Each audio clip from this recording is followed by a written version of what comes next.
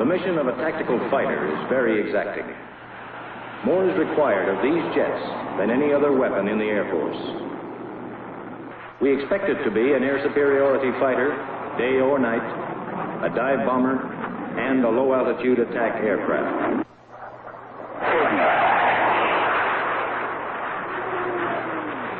We let it range over the entire tactical field, that of close air support, interdiction, and air superiority. In the art of tactical aerial reconnaissance, there have been many dramatic developments since the Cuban Missile Crisis. Then our reconnaissance, as effective as it was pretty much limited to daytime photo and visual coverage. Today, with multidirectional sensors and cameras of unbelievable sensitivity, we can practically read the enemy's mind. Our tactical airlift forces have been modernized and greatly expanded.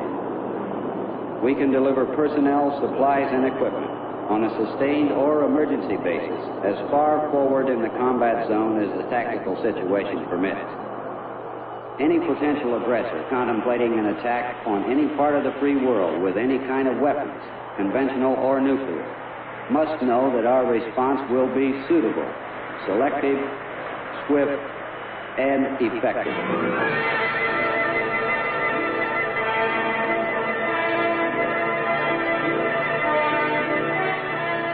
Suitable, selective, swift, and effective.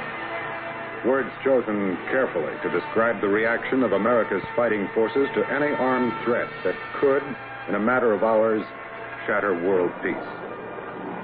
Yet to those who can be called upon to deliver a nuclear device on a major target or destroy a small guerrilla force in a dense jungle, the words have special significance, for they are embodied in the philosophy and in the doctrine of tactical air power.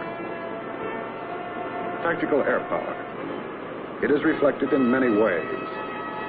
In the packaged strike forces capable of spanning oceans and continents in hours, prepared to fight anywhere in any climate, at any time, and at any level of conflict.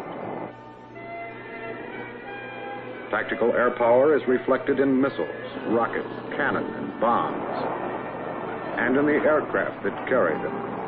Supersonic platforms from which to launch awesome weapons of destruction should this be necessary for our survival. Tactical air power can be seen in many vital support activities and in the ground crews who perform crucial and complex tasks with dedication and competence to be certain that the weapons are always ready to go. These are the elements of tactical air power. Elements which have been produced by the Tactical Air Command. For it is TAC which develops, trains, and deploys forces around the world in support of United States Air Force operations.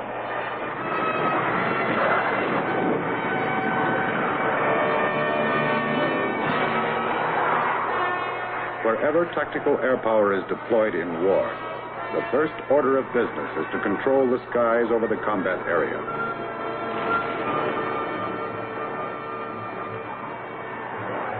Blast his surface-to-air missile sites and gun emplacements on the ground.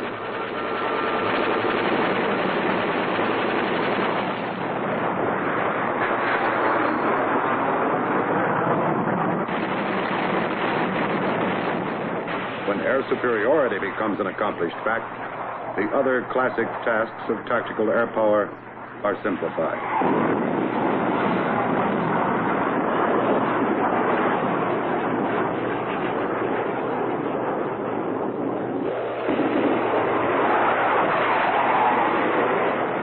Interdiction, designed to prevent the enemy from supplying the necessary resources when and where he needs them. On the target list, everything he requires for sustained military operations.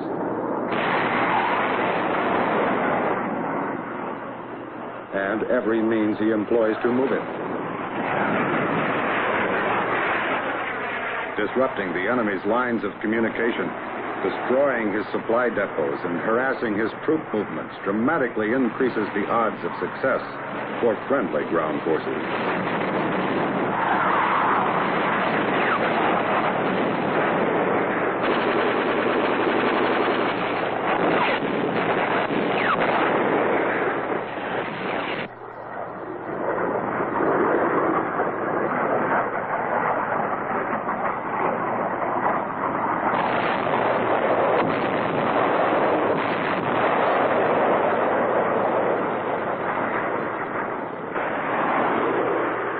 frequently, the immediate situation demands more direct action, demands close air support.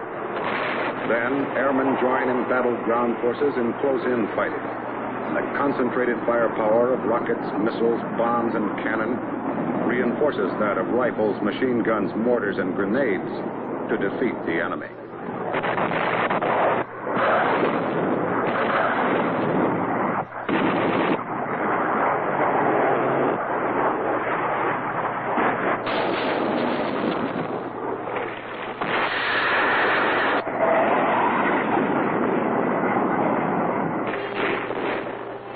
Airstrikes are directed by Air Force Forward Air Controllers, FACs as they are called. Pilots who live with Army units in the heart of the battle, or who fly above it in light, unarmed patrol planes, where you are on this day in October 1965. In the dense jungle below is Plei Me, Vietnam. For 6 days in fierce fighting, 2 regiments of the North Vietnamese Army have been attempting to overrun a strategic outpost manned by Montagnards and the United States Army Special Forces team. Hundreds of fighter sorties have been flown, and the strikes continue. White mats have been thrown over the barbed wire of the outer perimeter by the enemy to gain access to the garrison. The red banner marks the target location for the delivery of close air support. It is only 40 yards from our own forces. At Plei Me, tactical air power broke the enemy siege and proved beyond doubt the effectiveness of air-ground teamwork in pursuit of a common purpose. This kind of cooperation is clearly evident in every role assigned to our tactical air forces. It is evident in aerial reconnaissance, which provides a vital link between air-ground operations. What exactly is the enemy's position? What is the strength of his forces? What are his movements now? And what might he be expected to do in the future? Discovering the answers is a matter of interpretation by skilled technicians on the ground and by seasoned pilots and systems operators in the air. Reconnaissance is a task for professionals who can man a variety of electronic sensors, yet use the human eye, the human mind to best advantage. Professionals who can analyze what they see in a split second, one time only pass over the target. Then, expertly relay the details to the ground or record them on tape. What is beyond human capability to detect becomes a job for the devices that man invents and perfects. Panoramic cameras that sweep enemy terrain from horizon to horizon. Oblique cameras that register construction features. Vertical cameras that isolate pinpoint targets. And radar that can look through clouds. Reconnaissance is a 24-hour surveillance activity regardless of the weather. And the information delivered to the battlefield commander becomes a weapon in his hands. Delivery is a word used frequently when describing the broad responsibilities of tactical air power. Delivery of the facts on which to act. Delivery of firepower to give ground forces the edge. Delivery of the men and tools of war directly into a combat area. This is tactical airlift, often performed on a massive scale. Airdropping is one way, and all that's required is space.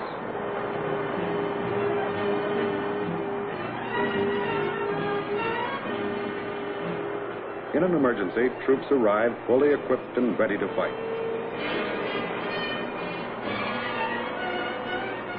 But at any time, tactical airlift is ready to resupply them, as well as tactical air forces, which are part of any rapid reaction assault echelon. Anything from a jeep to a howitzer can be released from an altitude as low as 1,500 feet. Loads up to 26,000 pounds can be dropped from one aircraft.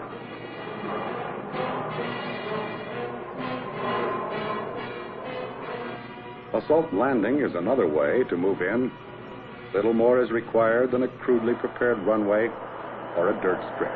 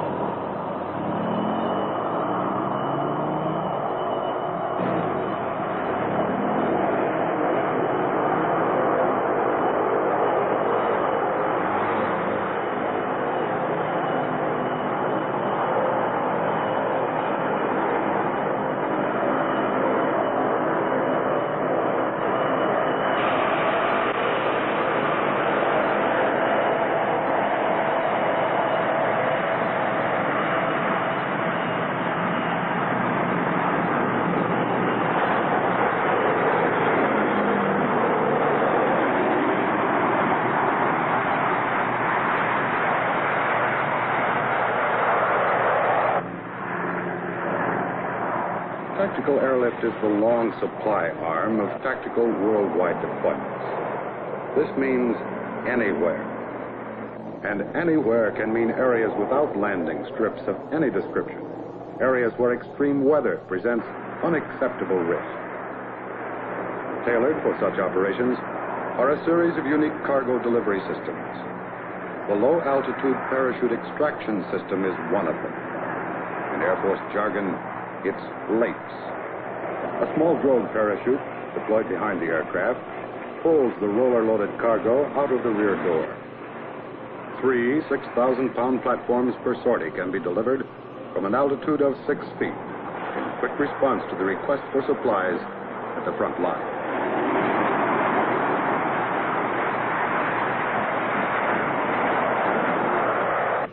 Another technique, PLADS, Parachute Low Altitude Delivery System.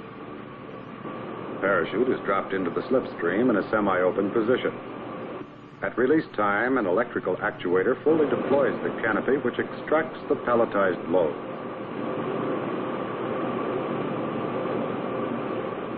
From 200 feet, 3,000 pounds of cargo float toward an impact area of only 60 by 40 feet.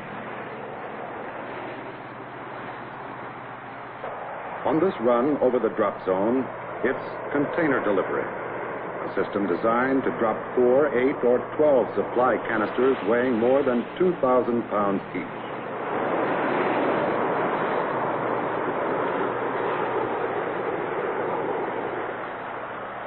The search to improve tactical airlift capability is a continuing process.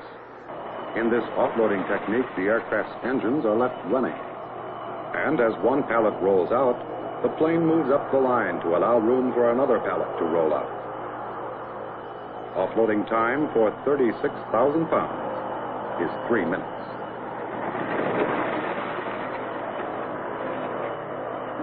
Flexibility is a characteristic of tactical airlift, just as it is of all tactical air operations. Commitments change on very short notice. They did in late April 1965. And tactical airlift crews responded to the emergency in the Dominican Republic. During a 35-day period, Tactical Air Command, Military Airlift Command, and Continental Air Command transports airlifted 19,000 passengers and over 37 million pounds of cargo, which included food and medical supplies.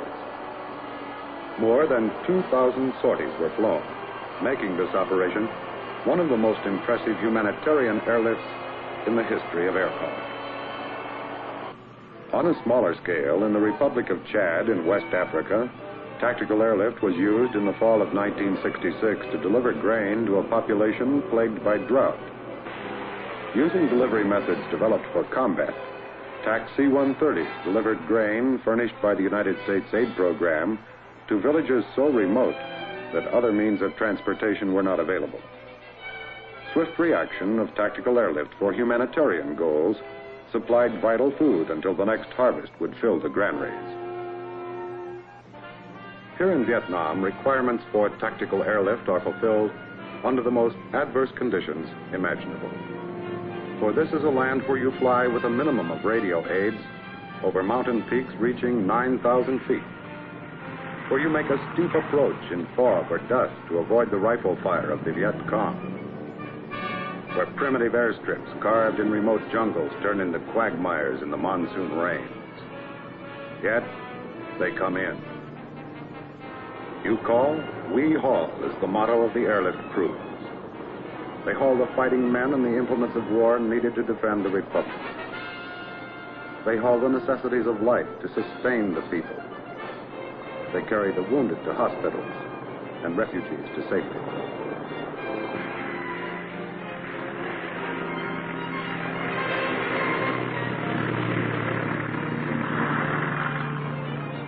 A good part of the in-country airlift responsibility rests with Special Air Warfare Forces, SAW forces they are called. SAW forces are specially organized and trained to meet the challenge of communist-inspired insurgencies that threaten the survival of small, free world nations. What missions they perform depends on a country's needs.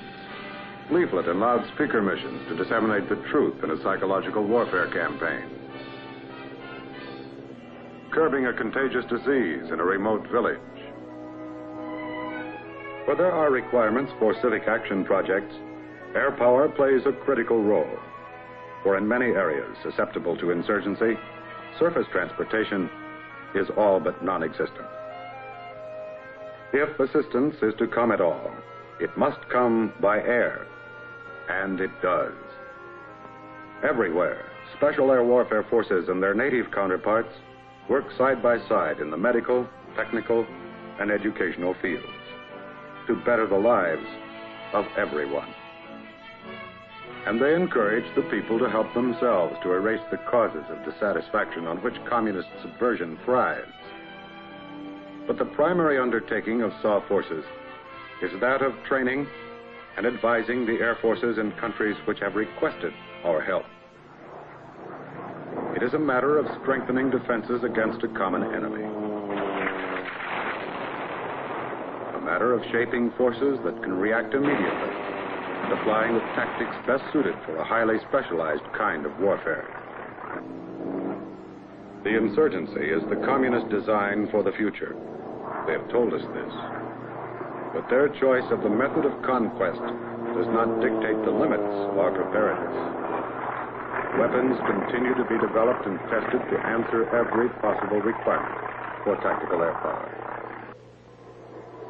The F-111 multipurpose tactical fighter represents a totally new concept in a weapon system, one which incorporates a variable sweep wing.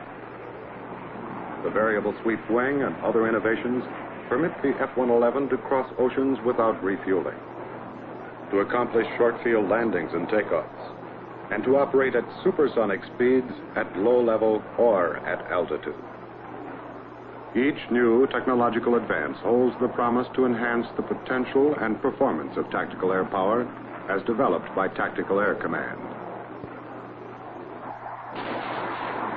United States tactical air power, tested by time, recognized through achievements in moments of crisis, which reflect a pattern of events to come. What means an aggressor will use to extend his areas of domination can be anticipated, yet no one can be certain. But of this they can be. The military strength of the United States will remain as the primary deterrent, with its powerful tactical air arm prepared to strike anywhere with any amount of force required, ready to make the difference between intent and accomplishment.